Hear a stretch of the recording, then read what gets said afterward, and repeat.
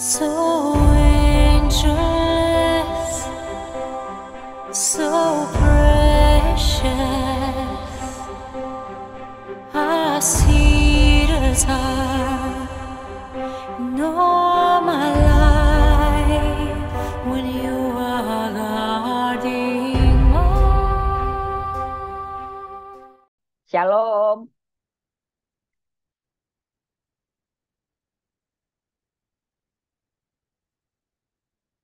Saudara-saudara, pembacaan firman Tuhan pada malam hari ini terambil di dalam Filipi pasal 4 ayat 6 sampai 7.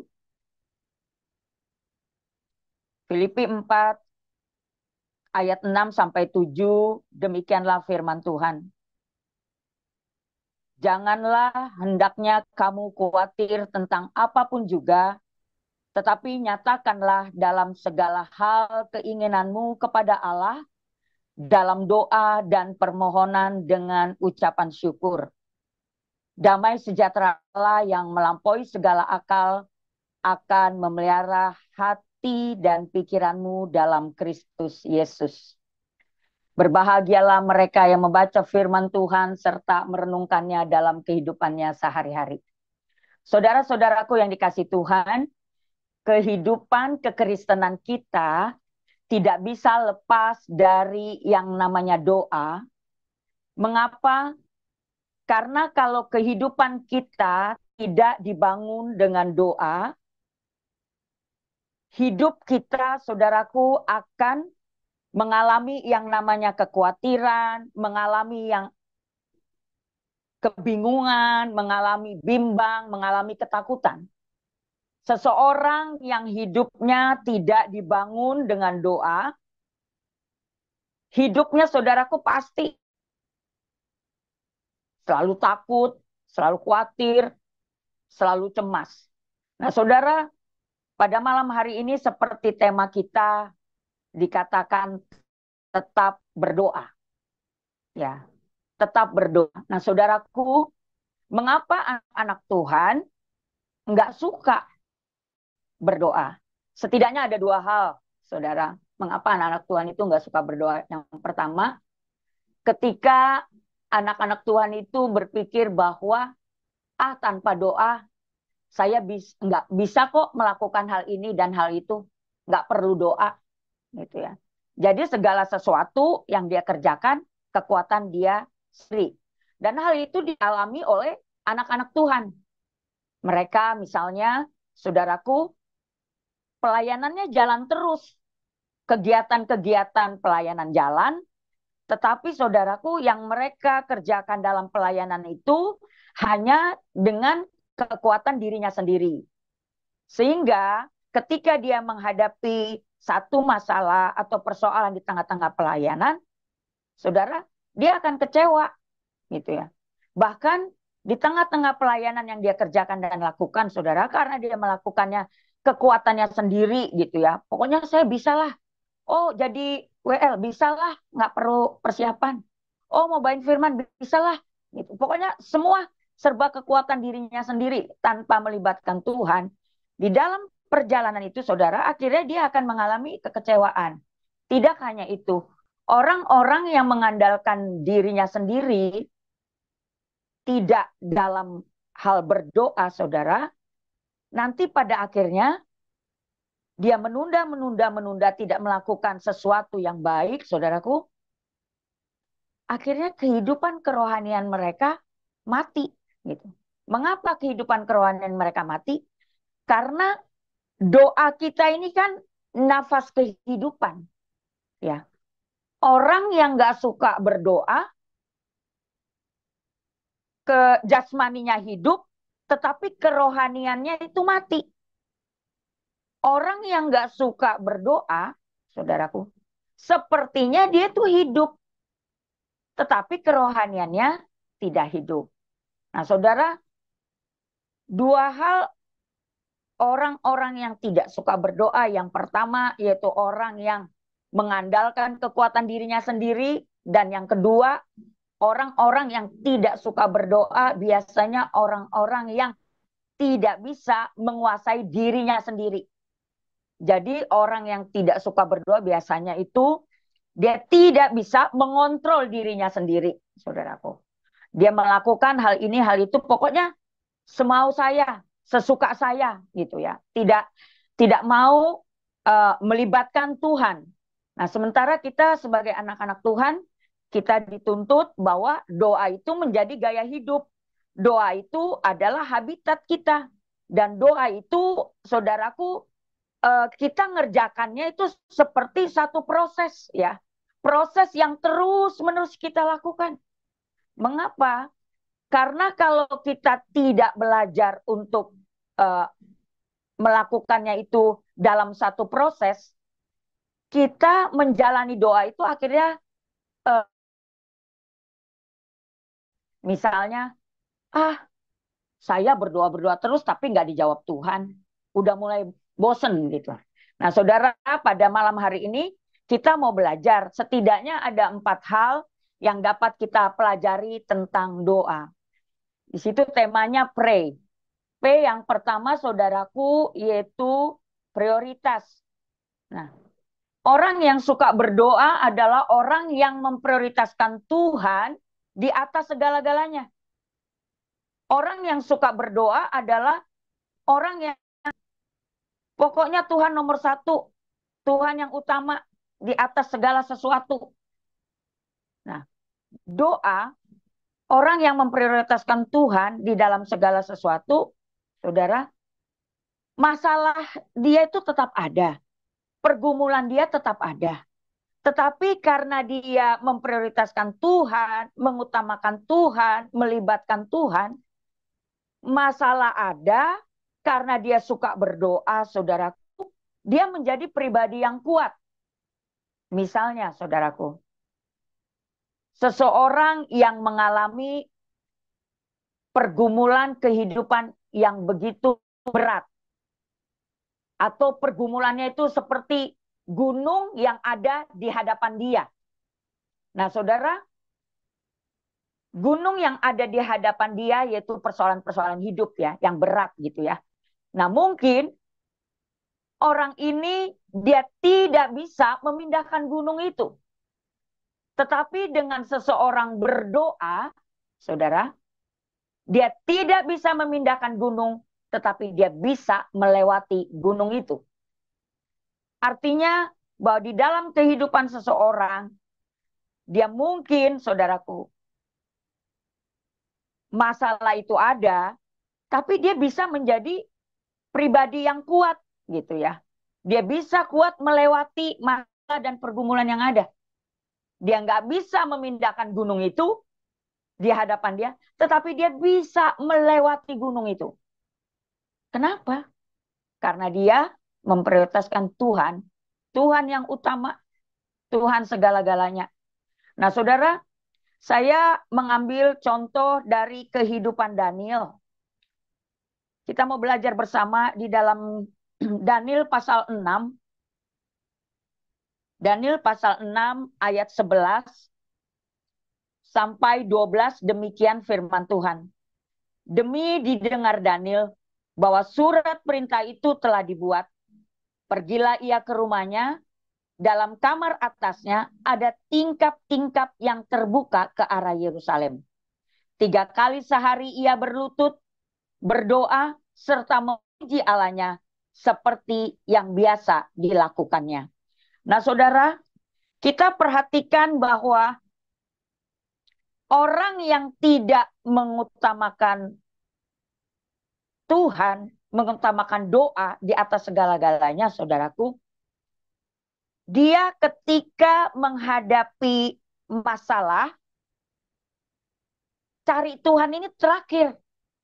Kalau lagi sudah buntu, jalan udah buntu, nggak ada jalan keluar, baru cari Tuhan, baru berdoa. Nah, orang yang mengutamakan Tuhan tidak demikian. Mau ada masalah, nggak ada masalah, pokoknya gue berdoa. Pokoknya gue cari Tuhan. Nah, hal ini yang dilakukan oleh Daniel. Daniel memprioritaskan Tuhan di atas segala sesuatu. Ketika dia menghadapi masalah, dia tetap cari Tuhan. Nah, saudara, kita tahu bersama di dalam latar belakang pasal 6 ini tentang Daniel, saudaraku ya, bahwa pada saat itu pemerintahan Raja Dairus pada saat itu, di mana ada beberapa raja di bawah pemerintahan Raja Dairus, yaitu 120 raja di dalam setiap kerajaan-kerajaan.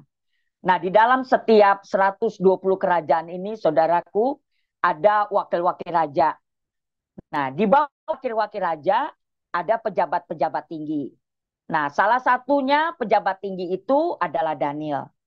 Nah, saudara, Daniel hidup di tengah-tengah satu kerajaan yang tidak mengenal Tuhan. Daniel hidup di sana. Nah, saudara, Daniel hidup di sana, tapi dia bisa menjadikan doa itu gaya hidup. Walaupun, saudaraku, banyak tantangan yang Daniel akan hadapi. Karena diceritakan di dalam Daniel pasal 6, bahwa ketika raja mengangkat 120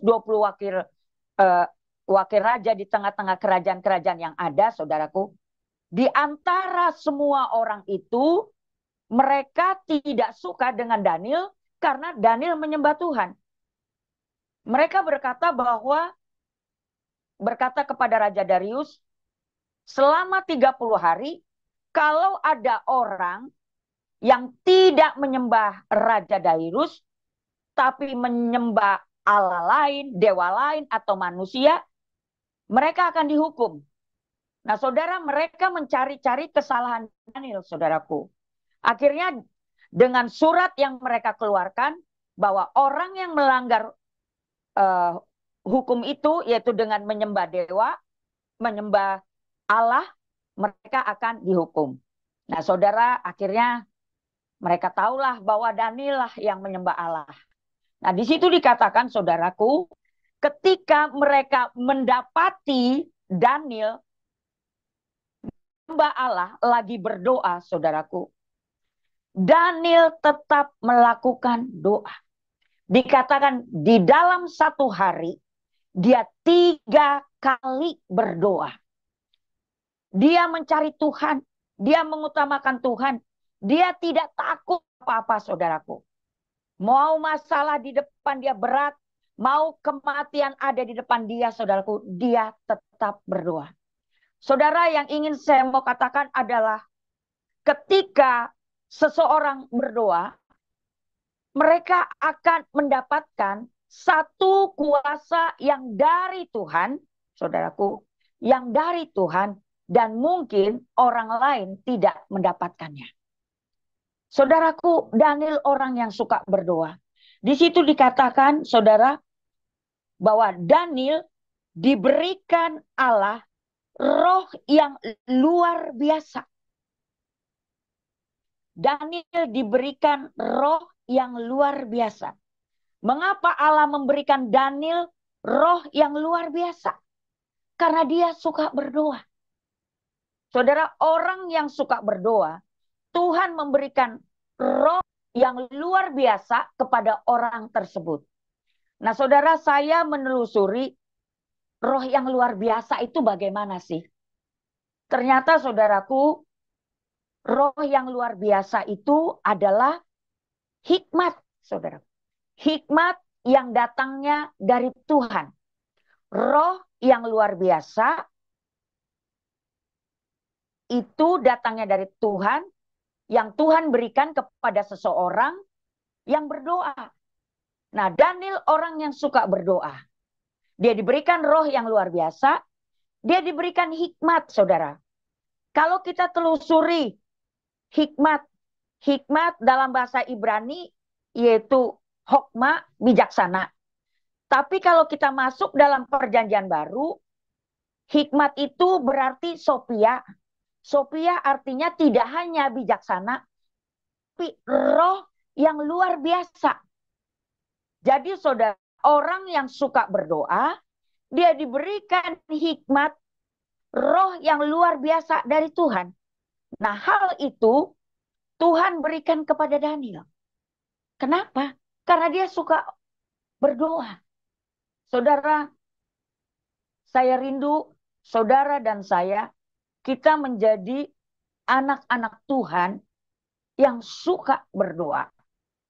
Anak-anak Tuhan yang memprioritaskan Tuhan di atas segala-galanya. Pokoknya mengawali segala sesuatu, saya harus berdoa. Saudara, mengapa? Karena saudaraku, kita mengerjakan segala sesuatu di dunia ini kan sementara. Tetapi ketika saudara-saudara berdoa, saudara, seseorang yang berdoa, dia ada di dunia ini, tapi dia melakukan kesementaraan di dunia ini dengan sesuatu kekekalan yang di surga. Yaitu orang yang suka berdoa, dia bekerja di dunia kesementaraan ini, tetapi dengan berdoa, dia melakukan sesuatu yang kekal di surga. Nah, saudara, untuk contohnya misalnya seperti ini, saudara. Saudara dan saya terbatas. Kita manusia terbatas. Saya tidak bisa mengetahui seluruh isi pikiran dan hati saudara. Kita semua terbatas. Nah, ketika saudara dan saya berdoa, Tuhan akan memberikan rohnya yang luar biasa kepada saudara dan saya, yaitu hikmat. Contohnya saudara, saya kalau memulai konseling, misalnya memulai konseling gitu ya, ada pasien gitu. Saya selalu berkata kepada pasien saya, ya, pertama yang saya harus catat namanya dulu, dan yang kedua, saya pasti akan bertanya, kira-kira latar belakang masalahnya apa? Hanya garis besarnya saja. Nah, saudara, itu penting bagi saya. Sebelum ketemu pasien saya ini, saya doain dulu, saudara. Kenapa? Karena saya terbatas, saya tidak bisa benar-benar menyelami masalah pasien saya ini tanpa saya berdoa. Ketika saya berdoa, Tuhan akan memberikan saya hikmat, memberikan saya bijaksana, saudara. Baru-baru ini saya ada pasien, dia dari Katolik, saudaraku, dan dia punya begitu banyak masalah. Lalu saya bertemu dengan dia, dan sebelum memulainya, saya katakan, yuk kita berdoa. Saudara, belum dia ceritain masalahnya, baru aja berdoa, dia sudah nangis. Setelah dia nangis, saudara, saya selesai berdoa, dia mulai menceritakan masalahnya. Saya bingung, Bu, mau mulai dari mana? Karena masalah saya begitu banyak. Nah, saudara, yang saya alami adalah ketika saya berdoa, Tuhan memberikan saya hikmat untuk belajar mengerti, memahami dia itu ada masalah apa. Saudara, saya nggak mau bahwa saya udah biasa terima pasien konseling. Udahlah, nggak usah berdoa, nggak mengutamakan Tuhan. Enggak. Saya mau belajar untuk Tuhan dalam hal apapun. Saya mau berdoa lebih dulu. Nah, saudara, daripada kita mengutamakan Tuhan, Tuhan akan memberikan kita hikmat. Tuhan akan menyingkapkan segala sesuatu yang kita tidak mengerti. Tuhan akan mengadakan sesuatu yang tidak mungkin menjadi mungkin. Dan hal itu benar-benar terjadi. Nah, saudara, belajar dari Daniel. Dia bisa, saudaraku, dalam keadaan terjepit sekalipun, dia tetap mengutamakan Tuhan. Yang pertama, Daniel menjadikan Tuhan prioritas. Priority dalam hidupnya. Yang kedua, saudaraku, yang kedua, Daniel membangun satu hubungan yang baik dengan Tuhan. Relation. Saudara, orang yang suka berdoa, tentunya dia dapat membangun hubungannya yang baik dengan Tuhan. Daniel tetap membangun hubungan yang baik dengan Tuhan. Walaupun keadaan dirinya mencekam, dia tidak takut. Ketika dia membangun hubungan yang baik dengan Tuhan, dia mendapatkan kekuatan yang datangnya daripada Tuhan. Dia mendapatkan kekuatan supranatural, saudaraku. Orang yang suka berdoa, ada kuasa yang luar biasa dari Tuhan. Tuhan memberikan kekuatan yang supranatural. Hal itu yang dialami oleh Daniel. Dia bisa bangun hubungan yang baik dengan Tuhan. Saudara, kalau saudara bangun hubungan yang baik dengan Tuhan, kita bisa menggetarkan hati Tuhan. Kalau kita bangun hubungan yang baik dengan Tuhan, kita bisa menggetarkan surga. Kalau kita bisa membangun hubungan yang baik dengan Tuhan, hati Tuhan tertuju kepada saudara dan saya. Kalau kita membangun hubungan yang baik dengan Tuhan, Tuhan akan menyampaikan isi hatinya kepada saudara dan saya. Saudara, terus bangun hubungan yang baik dengan Tuhan. Saudaraku, ada satu kota yang mengatakan bahwa kota yang ditulis push, saudara, push, prayer until something happen. Berdoa sampai sesuatu terjadi. Saudara, mengapa kita harus terus-menerus tetap berdoa? Karena kita punya kerinduan, Tuhan, aku enggak mau berhenti berdoa sampai aku melihat sesuatu terjadi. Aku terus-menerus berdoa. Aku terus-menerus berdoa sampai aku melihat mujizat terjadi. Tetap berdoa, tetap berdoa. Orang yang suka berdoa, dia akan mengalami kedekatan dengan Tuhan. Tuhan akan memberikan kepadanya langkah-langkah apa yang harus dia ambil.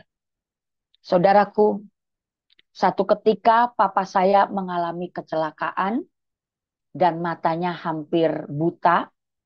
Karena kecelakaan itu membuat matanya lapisan putihnya robek dan lapisan hitamnya juga robek. Dan hal itu harus dioperasi. Nah, saudara, operasinya itu membutuhkan benang tebal dan tipis.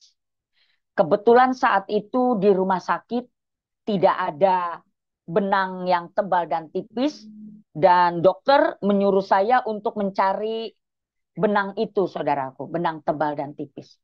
Saudara, saya pergi ke beberapa apotik dan saya tidak mendapatkan benang tebal dan tipis itu.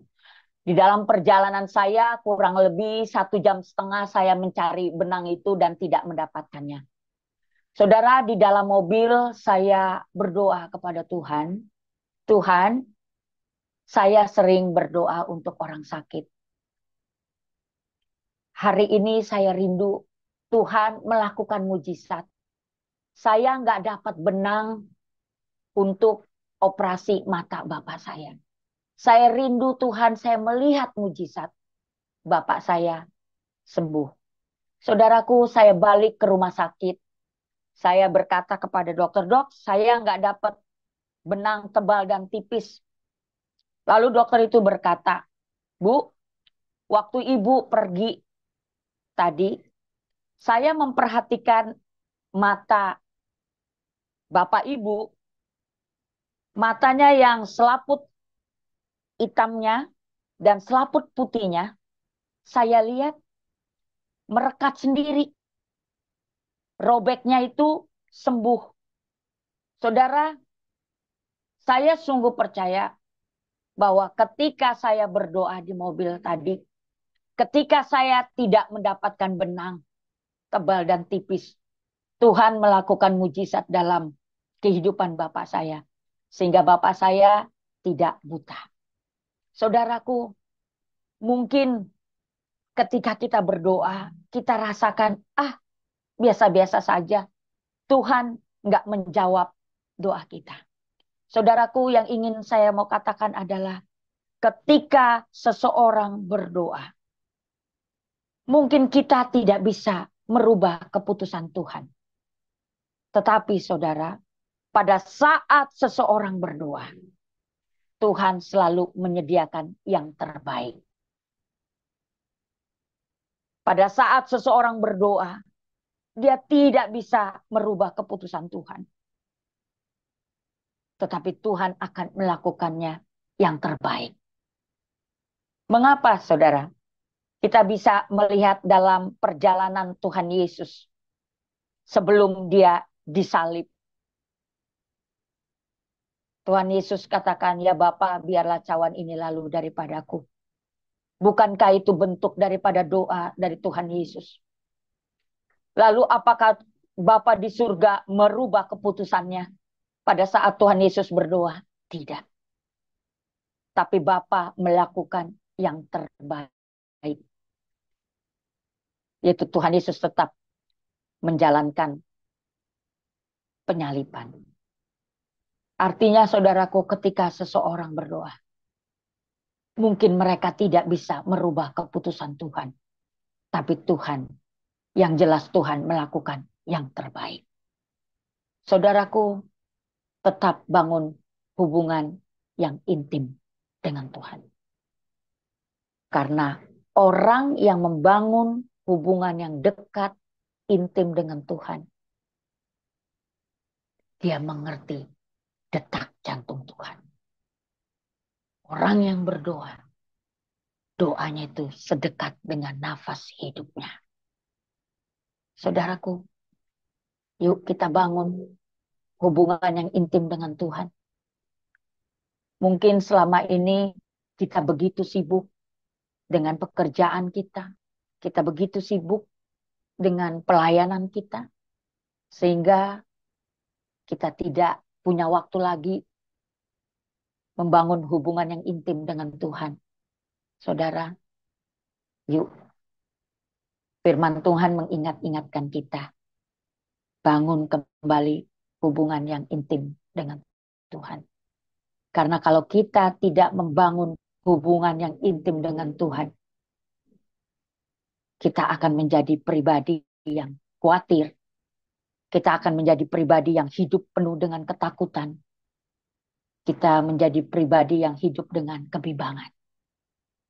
Tapi seseorang yang membangun hubungan yang dekat dengan Tuhan, dia diberikan roh yang luar biasa dari Tuhan. Hikmat yang dari Tuhan. Saudara, Daniel memiliki hal ini.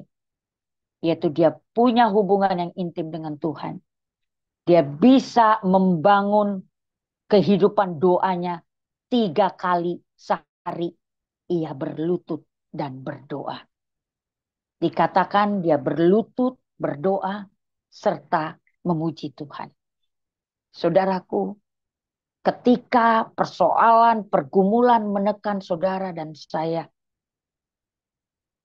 bukankah kadangkala kita justru sulit untuk berdoa?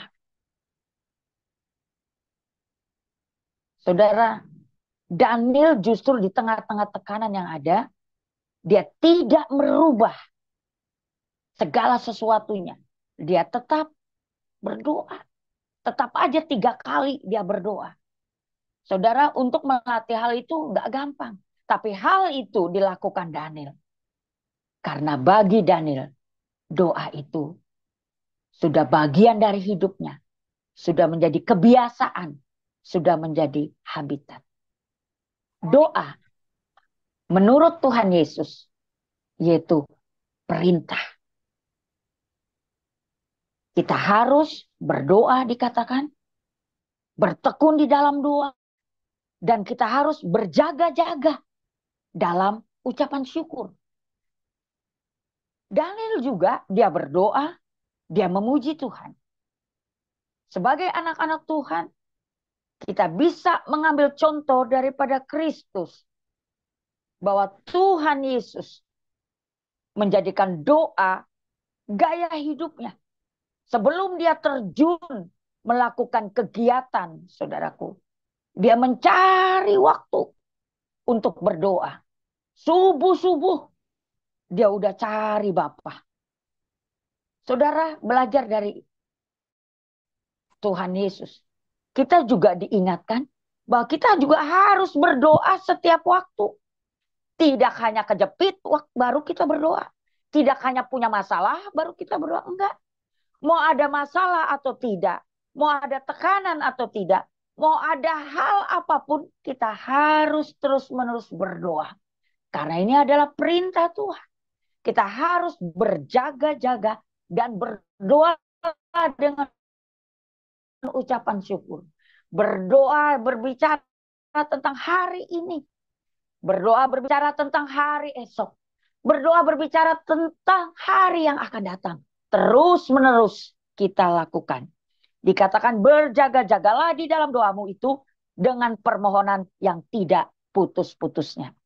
Saudaraku, saya percaya bahwa ketika saudara dan saya bangun hubungan yang baik dengan Tuhan, maka Tuhan akan memberikan otoritas, kuasa, authority. P yang pertama yaitu prioritas atau priority. Yang kedua yaitu relation, hubungan. Bagaimana saudara dan saya bangun hubungan. Dan yang ketiga yaitu otoritas. Tuhan akan memberikan kuasanya. Saudaraku, kalau Tuhan memberikan kuasa itu, tidak ada lagi roh kekhawatiran di dalam diri kita. Tidak ada lagi roh ketakutan di dalam diri kita. Karena roh yang Tuhan beri atas kita, roh yang lebih besar dari rasa takut kita, dari rasa khawatir kita. Roh yang Tuhan beri atas kita, roh yang lebih besar atas masalah kita. Nah, roh itu Tuhan berikan kepada Daniel. Sehingga Daniel tidak takut lagi. Yang namanya ketika dia dibuang ke gua singa, dia tidak takut. Karena roh yang Tuhan berikan kepada Daniel begitu besar. Kuasanya begitu besar. Saudaraku, Markus katakan, tanda-tanda ini menyertai orang-orang percaya. Ketika saudara berdoa, ada kuasa yang Tuhan beri atas saudara dan saya. Sehingga tidak ada lagi ketakutan di dalam diri kita. Entah itu kematian di depan kita. Kita tidak akan takut. Karena kuasa yang Tuhan beri atas kehidupan Daniel. Saudara, kalau kita perhatikan di dalam Daniel pasal 6 ini. Daniel pada saat dia dibuang ke gua singa. Dia tidak takut. Walaupun ada kematian di sana. Karena kuasa yang Tuhan beri atas kehidupan Daniel. Dan tidak hanya itu. Tuhan juga bisa melalui kuasa doa. Tuhan bisa membuka mata orang-orang yang tidak percaya kepada Tuhan. Menjadi percaya kepada Tuhan. Hal itu bisa kita lihat dari Raja Darius. Dia bisa mengatakan bahwa Tuhan yang disembah oleh Daniel, Tuhan yang besar, Tuhan yang berkuasa. Dan pada saat Daniel dibuang ke gua singa, saudaraku, didapati Daniel tidak mati. Saudaraku, Daniel ada di sana. Karena Daniel berdoa, ada kehadiran Tuhan di sana. Ada kehadiran Tuhan di gua singa itu. Saudara, ketika saudara berdoa, ada kuasa, ada kehadiran Tuhan yang membentengi kita, yang melindungi kita dari segala macam. Entah itu niat-niat orang jahat. Apapun juga, saudara. Ada perlindungan Tuhan. Tuhan membentengi. Ada Tuhan, ada kehadiran Tuhan. Jadi pada saat anak-anak Tuhan berdoa, di situ ada kuasa Tuhan, di situ ada kehadiran Tuhan yang memberikan perlindungan, yang memberikan benteng-benteng kepada anak-anaknya. Sehingga tidak ada lagi yang perlu kita takutkan dan khawatirkan. Dan yang terakhir, saudaraku, yaitu yes, iya. Saudara, orang yang suka berdoa, dia bisa berkata kepada Tuhan, ya Tuhan, kehendak-Mu yang jadi ya Tuhan, bukan kehendakku. Orang yang suka berdoa, dia sungguh-sungguh percaya bahwa kehendak Tuhan yang jadi atas kehidupannya, bukan kehendaknya. Saudara, kadangkala di dalam doa kita suka memaksa Tuhan. Kita betul berdoa, tapi yang kita lakukan, Tuhan, kehendakku yang jadi ya Tuhan, bukan kehendak Tuhan. Saudaraku, orang yang dekat dengan Tuhan, otomatis saudara, dia bisa naikkan doanya kepada Tuhan. Biarlah kehendak Tuhan yang jadi atas hidupku, bukan kehendakku. Jadi saudara, orang yang suka berdoa, dia tidak menjadikan Tuhan di belakang kehidupannya. Tetapi orang yang suka berdoa, dia menjadikan Tuhan di depan kehidupannya. Orang yang suka berdoa, dia tidak menjadikan Tuhan satpam atas hidupnya. Dia tidak menjadikan Tuhan, yaitu kalau ada perlu, baru cari Tuhan. Tuhan ini satpam yang saya harus jadikan dia pelindung, penolong. Tidak. Tapi jadikanlah Tuhan bahwa pemimpin dalam hidup kita. Tuhan yang menuntun kehidupan saudara dan saya di perjalanan kehidupan ini. Sehingga ketika kita naikkan doa kita di hadapan Tuhan dan kita melihat Tuhan tidak jawab. Kita punya hati yang tenang di hadapan Tuhan. Bahwa kehendak Tuhan yang jadi atas hidupku, bukan kehendakku. Aku mau tetap berdoa. Terus berdoa. Sampai aku melihat sesuatu terjadi. Sampai aku melihat mujizat terjadi. Saudaraku, pesan firman Tuhan pada malam hari ini. Saudara dan saya adalah anak-anak Tuhan yang dipercayakan untuk melayani Tuhan. PDPK adalah wadah di mana tempat Tuhan melatih anak-anak Tuhan untuk melayani Tuhan, untuk menjadikan orang percaya, orang yang tidak percaya kepada Tuhan menjadi percaya. PDPK adalah wadah di mana Tuhan membentuk anak-anak Tuhan, memuridkan anak-anak Tuhan menjadi pribadi-pribadi yang melahirkan murid-murid Kristus. Saudara, kalau saudara dan saya menjadi wadah yang dipakai oleh Tuhan untuk menceritakan kebaikan Tuhan, menginjil, kita tidak bisa maksimal kalau kita tidak menjadikan doa gaya hidup kita. Kalau kita menjalani kehidupan pelayanan kita dengan kekuatan kita sendiri, dengan kepintaran kita sendiri, dengan pengalaman kita sendiri, dan kita tidak berdoa, maka secara perlahan-lahan kita akan menjadi pribadi yang melayani Tuhan, tetapi kita sendiri, kerohanian kita mati, saudara. Saudara, pada malam hari ini, biarlah kita menjadi anak-anak Tuhan yang suka berdoa. Biarlah doa menjadi gaya hidup kita, menjalani pelayanan kita, menjalani aktivitas kita di tengah-tengah pekerjaan atau apapun. Biarlah kita tetap mengandalkan Tuhan mengalami kuasa Tuhan melalui apapun yang kita kerjakan, biarlah membawa dampak dan pada akhirnya kita boleh bawa jiwa-jiwa untuk datang kepada Tuhan. Saudaraku, tetaplah berdoa.